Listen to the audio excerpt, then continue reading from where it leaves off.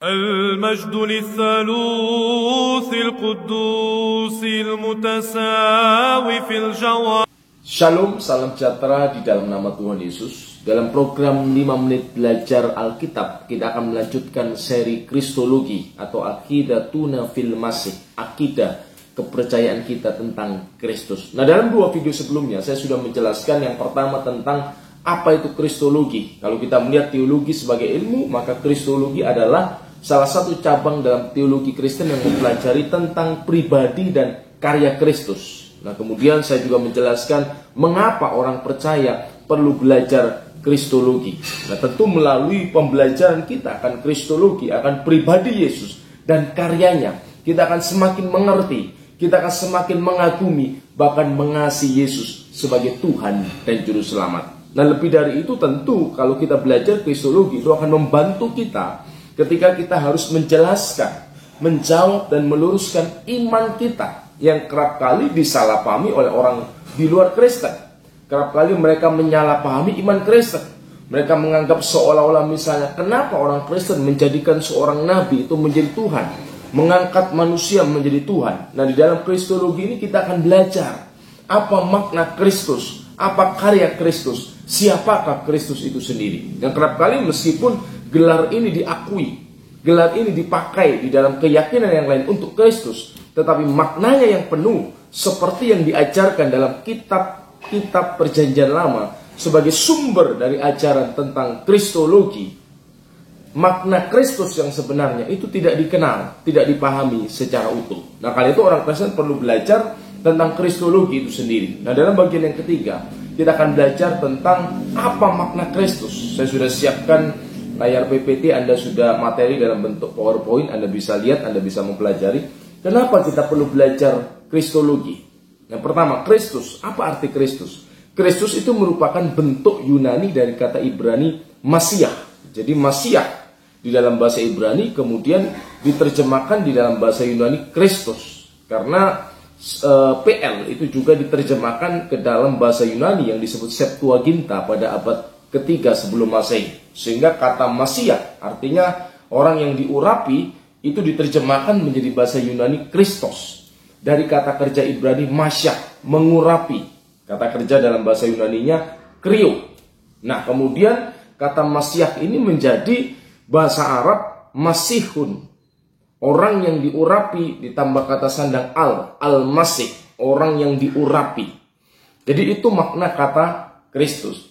Penggunaannya di dalam Perjanjian Lama mula-mula digunakan untuk imam-imam yang ditetapkan, dipilih, ditahbiskan untuk menjalani jabatan sebagai imam. Misalkan dalam kitab Keluaran ketika Tuhan memerintahkan Musa untuk mengurapi Harun dan anak-anaknya menjadi imam. Di sana Tuhan berkata kepada Musa, engkau harus mengurapi Harun dan anak-anaknya menjadi imam, mentahbiskan mereka, mengkuduskan mereka, sehingga mereka ini ditetapkan untuk jabatan imam. Jadi diurapi artinya diolesi dengan minyak, diberikan minyak di atas kepala menjadi lambang pemilihan, lambang orang yang dipilih, ditetapkan, ditahbiskan untuk suatu jabatan atau tugas khusus. Nah, itu makna umum dari kata Masiah atau orang yang diurapi. Demikian juga Nabi. Ketika Tuhan memerintahkan kepada Elia, engkau urapi Elisa. Tuhan mengurapi Elisa, menetapkan Elisa menjadi nabi melalui Elia. Dan yang terakhir, kata mengurapi ini juga dipakai untuk pengurapan seorang menjadi raja. Ketika ketika Daud diurapi oleh Samuel untuk menjadi raja Israel, maka Samuel menuangkan minyak ke atas kepala Daud menjadi lambang pemilihan Allah atas pribadi Daud, di mana Daud dipilih oleh Tuhan, ditahbiskan oleh Tuhan menjadi seorang raja. Jadi kata Masiah ini sebenarnya awal mulanya kata benda umum untuk menunjuk baik imam, nabi, raja yang dipilih oleh Allah, ditetapkan oleh Allah untuk menjalankan suatu jabatan, suatu tugas khusus yang diberikan Tuhan kepada mereka. Nah, karena itu kalau saya kutipkan dalam tulisan Baba Senuda, seorang paus dari gereja Koptik, dalam bukunya Qonun an Iman, beliau menulis, wa kalimat Masih, dan kata Kristus kanat tutliku itu adalah diberikan ala kulli man yamsahu bil zaitil muqaddas. Jadi kata Kristus itu diberikan kepada setiap orang, siapa saja yang diurapi dengan minyak bizaitil muqaddas biwasitotil anbiya, dengan perantaraan para nabi.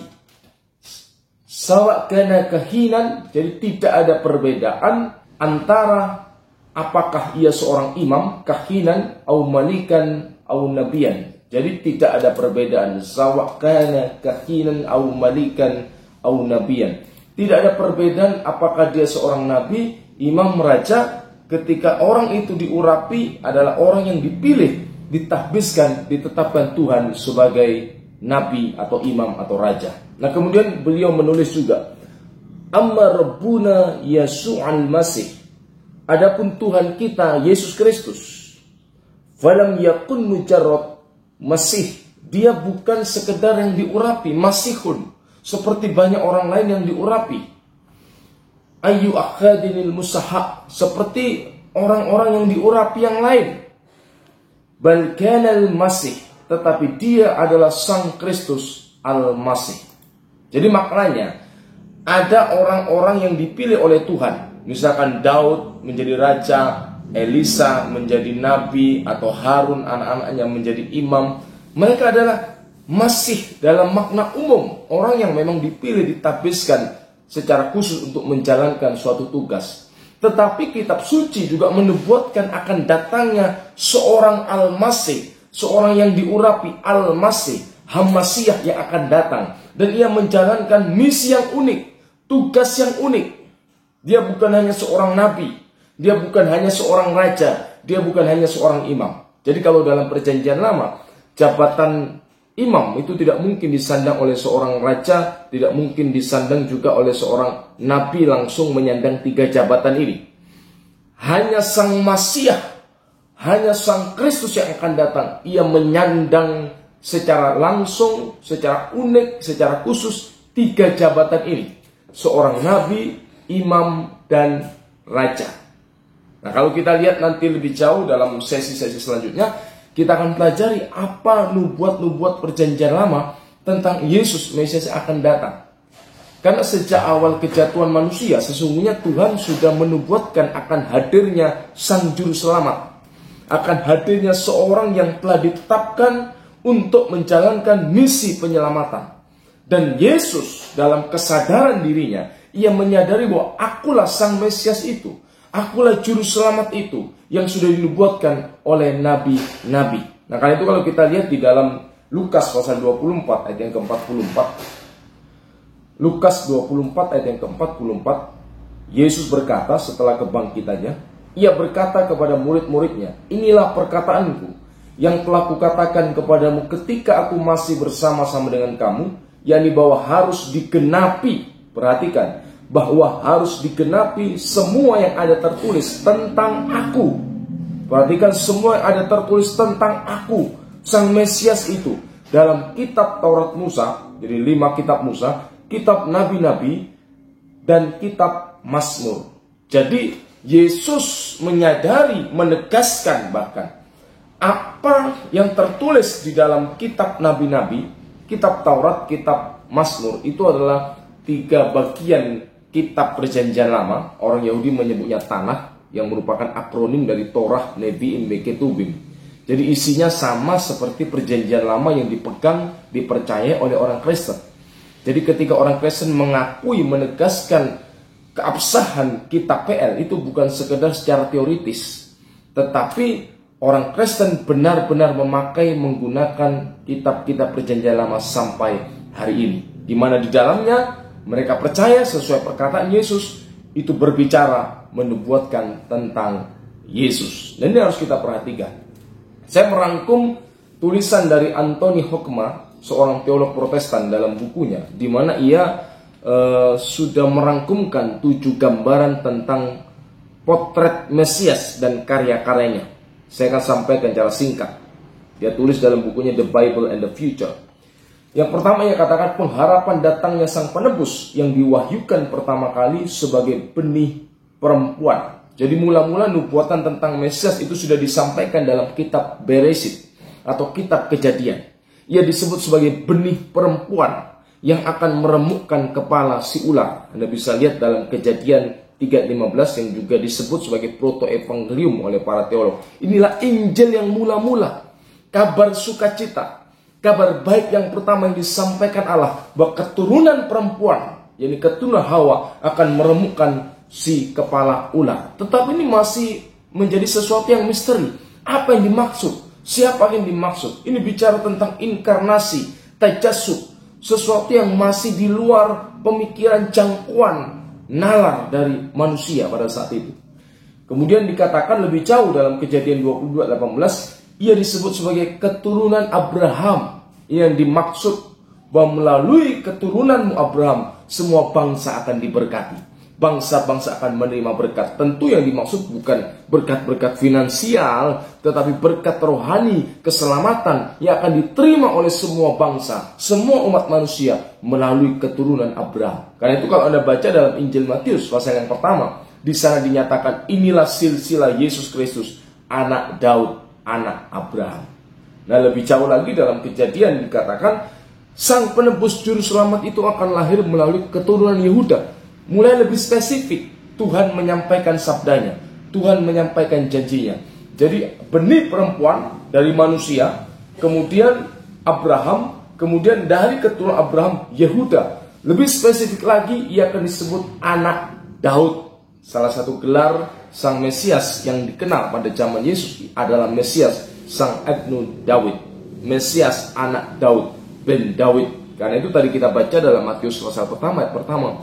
Inilah silsilah Yesus, anak Daud, anak Abraham. Nah, kemudian dengan cara yang unik, yang spesial, yang khusus, Mesias, juru selamat yang dijanjikan itu menyandang jabatan Nabi. Anda bisa lihat dalam Ulangan 18 ayat 15. Nanti kita akan bahas lebih jauh ini. Imam dalam Mazmur 110 ayat yang keempat. Raja dalam Sakarya 9 ayat 9. Sekaligus sebagai sang hamba yang menderita. Jadi dalam kehadirannya di dalam dunia ini, ia menjalankan peran tugas kemesiasannya. Salah satu gelarnya adalah hamba yang menderita, yang taat sepenuhnya kepada kehendak Allah dalam misi penebusan. Tetapi saat yang sama, ia juga disebut sebagai sang anak manusia. Jadi nubuatan yang dilihat oleh Daniel dalam kitab Daniel pasal 7 ayat 13 sampai 14 adalah sosok yang akan menjalankan pemerintahan ilahi atas bangsa-bangsa. Dan inilah salah satu gelar yang digunakan oleh Yesus, gelar favorit yang seringkali dipakai oleh Yesus dalam kitab Injil, Ibnul Insan, sang anak manusia. Itu menunjuk nubuatan dalam Daniel pasal 7 ayat 13-14, di mana gelar itu justru menunjukkan keilahian Yesus. Sang anak manusia adalah sosok ilahi yang akan menjalankan pemerintahan atas bangsa-bangsa di dalam dunia ini. Dan yang kedua, ditulis dalam bukunya Anthony Hoekema, antisipasi datangnya kerajaan Allah dan pemerintahnya akan berlangsung bukan hanya atas bangsa Israel tetapi juga bangsa-bangsa lain. Ini nubuatan dalam Daniel pasal 2 ayat 44 sampai 45, di mana Mesias itu akan menjalankan pemerintahan ilahi. Kerajaan Allah akan dinyatakan bukan hanya untuk bangsa Israel tetapi juga untuk bangsa-bangsa lain. Yang ketiga, sang Mesias itu akan mengadakan perjanjian yang baru. Jadi Allah mengadakan perjanjian yang baru melalui Mesiasnya, yang melaluinya Tuhan mengampuni dosa-dosa mereka, termasuk dosa penyembahan berhala mereka yang kerap kali mereka lakukan. Karena itu di dalam malam sebelum Yesus disalibkan, Yesus seperti seolah-olah mementaskan kembali perjanjian pada malam Paskah. Ketika sebelum orang Israel keluar dari tanah Mesir, Yesus katakan inilah darah perjanjian yang baru. Itulah memenuhi nubuatan di dalam kitab Yeremia pasal 31 ayat 31 sampai 34. Di mana melalui kedatangan Mesias, Tuhan mengadakan perjanjian yang baru. Bukan sekedar perjanjian yang bersifat fana, tetapi perjanjian yang bersifat kekal kepada Israel dan selanjutnya kepada bangsa-bangsa lain yang percaya kepada Mesias, sang juru selamat itu. Dan yang keempat, pemulihan Israel dari penawanan bangsa-bangsa setru mereka. Anda bisa baca dalam Yesaya pasal 11, Yeremia 23, Yeskiel 36. Nanti dalam masa eskatologis di akhir zaman, di mana Israel akan mengalami suatu krisis, suatu persoalan yang hebat, tetapi kemudian Mesias akan memenuhi janjinya, Allah memenuhi janjinya kepada Abraham, di mana Tuhan memberkati keturunan Abraham secara biologis. Pada akhirnya mereka boleh percaya, oh Yesus itulah Sang Mesias, Juru Selamat yang dinantikan. Jadi saat ini ada banyak orang Israel yang memang belum percaya Yesus adalah Mesias. Mereka percaya Mesias akan datang, tetapi mereka belum percaya Yesus itu Mesias. Tetapi akan datang waktunya pada masa kesesakan, seperti yang dinubuatkan kitab suci. Ketika Mesias itu nanti akhirnya datang menolong mereka, mereka percaya Yesus itulah Mesias yang dijanjikan. Nah, yang kelima, karya Mesias adalah pencurahan Roh Kudus, bukan hanya kepada sosok oknum tertentu, nabi atau raja, tetapi kepada semua manusia yang percaya kepada Mesias. Dan ini mula-mula tergenapi dalam peristiwa Pentakosta di loteng Yerusalem.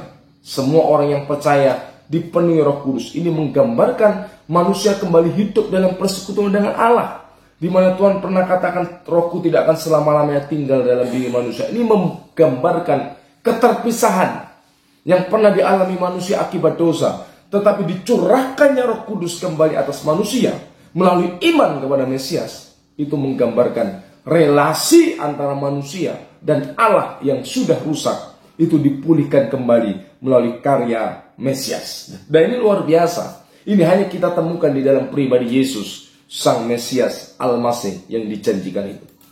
Nah, yang keenam, mendekatnya hari Tuhan yang akan menjadi hari penghakiman bangsa-bangsa yang tidak percaya, dan hari penyelamatan dan pembebasan bagi umatnya. Jadi Mesias juga nanti melalui kedatangannya itu akan menghakimi bangsa-bangsa yang tidak percaya, dan juga akan menjadi hari penyelamatan, hari penuh sukacita bagi umatnya yang percaya kepadanya. Nah, yang terakhir, karya dari Sang Mesias, kedatangan Sang Mesias itu akan dilanjutkan dengan penciptaan langit dan bumi yang baru. Wah, ini sesuatu yang luar biasa, yang indah, yang dijanjikan oleh Kristus. Anda bisa lihat dalam kitab Yesaya, dalam Perjanjian Lama, dan juga dalam kitab Wahyu, itu digambarkan begitu indah, yang menjadi pengharapan setiap orang percaya. Nah, apa yang digambarkan dalam PL ini, itu diyakini telah tergenapi di dalam dan melalui pribadi Yesus dari Nazaret, Sang Firman, Kalimatullahil Mutajassid, Firman yang menjadi manusia. Nah, dalam sesi-sesi selanjutnya kita akan belajar lebih jauh tentang teks-teks mesianik dalam Perjanjian Lama, sehingga kita bisa mengerti cara penuh. Karena ayat-ayat ini beberapanya telah disalahpahami, disalah tafsirkan oleh mereka yang bukan Kristen untuk mendukung keyakinan mereka. Nah, ini sungguh unik, sungguh aneh. Mereka mengatakan kitab suci sudah dipalsukan, tetapi saat yang sama masih mencari ayat-ayat dalam kitab suci kita untuk dijadikan dalil nubuatan yang mendukung klaim keyakinan mereka. Ini sesuatu pola pikir yang tidak konsisten tentunya. Nah, karena itu perlu kita belajar tentang teks-teks mesianik ini dalam Perjanjian Lama, sehingga kita mampu meluruskan, mampu menjawab hal-hal dalam iman Kristen yang disalahpahami oleh orang-orang bukan Kristen. Nah, kiranya apa yang saya sampaikan ini menjadi pencerahan dan berkat bagi saudara semua. Amin. Tuhan Yesus memberkati.